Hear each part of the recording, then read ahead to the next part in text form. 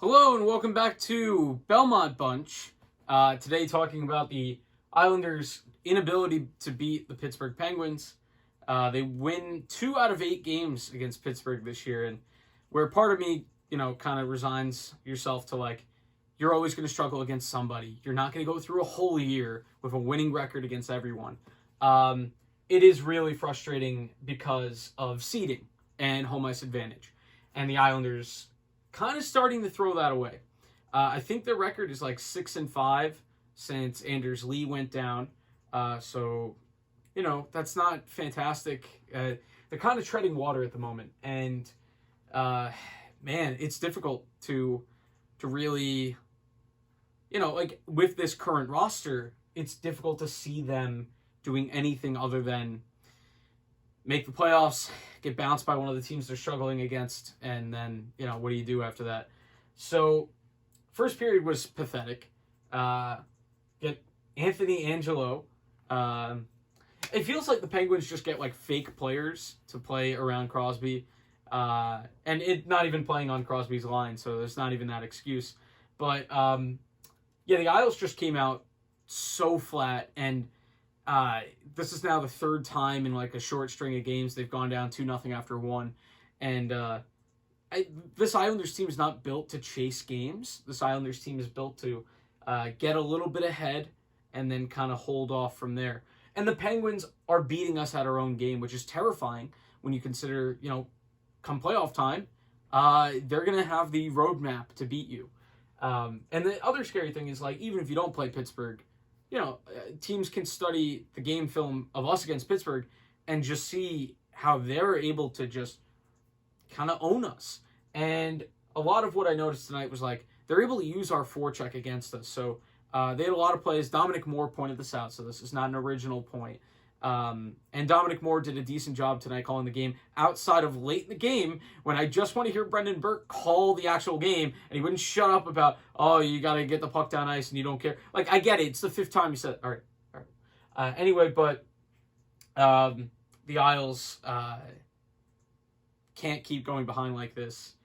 And, what I was saying about the forecheck is the Penguins were kind of drawing in the pressure, right? So guys got his back to the play. But good awareness to like let the suck the Islander player in and then throw the puck around the boards. And now you've got an Islander player out of position. You can create an on-man rush the other way. And they did that a couple times tonight where they just cut through the Islanders like butter. And that is pretty tough to do usually against a Trotz team that kind of clogs the neutral zone. But that has not been going well the last few games. They're not clogging the neutral zone. They're letting teams kind of walk through. And that is very scary to see. Those are some scary tendencies because the easy thing usually as an Islander fan is to go, man, they need some scoring. Go out and get a sniper. But a sniper is not going to stop these like terrible lapses like on the first goal. No, I think it was the second goal where 3 Islanders go off on a change. The puck didn't get deep, guys. I can get Pajot going off. Pajot was the closest to the bench already. But you got 2 other guys that go off.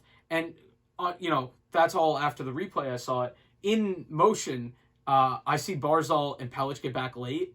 And Pelech had already fallen down on the Angelo goal where nobody tracked Angelo to the back post. But, like, So basically what I'm saying is at first with Barzal and Pelech, I'm thinking, oh, no, they're killing me defensively. But it's not their fault that their guys go off for a terrible change and just leave the middle of the ice wide open. And there's nothing Varley can do about either goal tonight. You're taking your own goaltending out of any position to get you the win. The goaltending didn't even do, badly. Varley didn't have a lot to do in terms of great saves. He made a couple. He had a nice little flipper save on a backhand in close in the second period. The Isles did pick it up in the second. The shots kind of show that, 14-6. That was indicative of the Islanders with a great push. They're able to get a power play goal through Matt Martin playing his best Anders Lee impression. But, don't worry. I don't think any Islander fan is being tricked into thinking, well, that's it. We don't need the acquisition anymore. Just because Matt Martin is able to do one Anders Lee impression. But outside, it's tough because the Islanders, like I said, chasing the game is not their strong suit. They did a good job of that in the second and parts of the third. But I don't know. This team clearly needs some sort of sniper, and I know I just said that's it. I meant that's not the only thing they need. They do still need that sniper, but they might need a depth defenseman, or maybe just Dobson coming back can kind of solve a little bit of the issues, but I don't think Dobson coming back is going to make Scott Mayfield play better. And Hickey and Green and even Pelech to an extent kind of struggling right now. And Ryan Pulock, I mean, the memes about him missing the net, they're just like the most true they've ever been. So everybody feels like they're struggling to an extent at the moment. And, at least Barry's still showing the connection he has with the players, because that team looked like listless in the first period, and they come out in the second on fire. And I think it was just a talent gap. I know Pittsburgh, they're missing some key guys, Pittsburgh, but they're finding ways like the Islanders usually do. That's what scares me about them so much. They're finding ways, and they're tied with us on points now. I don't know who's ahead on the differential. They're ahead of us on wins, so I do think we're the 3 seed right now, which means we wouldn't have home ice if we started a playoff series today, and it would be against Pittsburgh, who we won 2 out of 8 games against this year.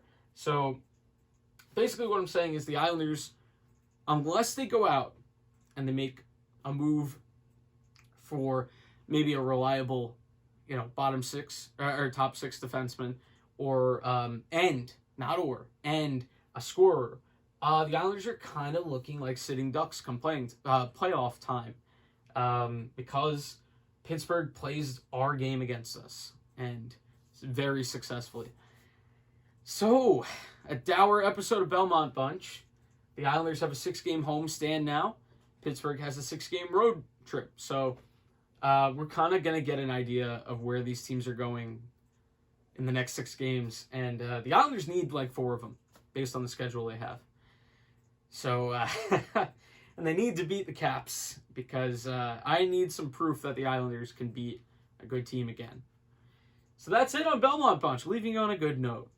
Not really. But we'll see you Thursday, I guess. Bye.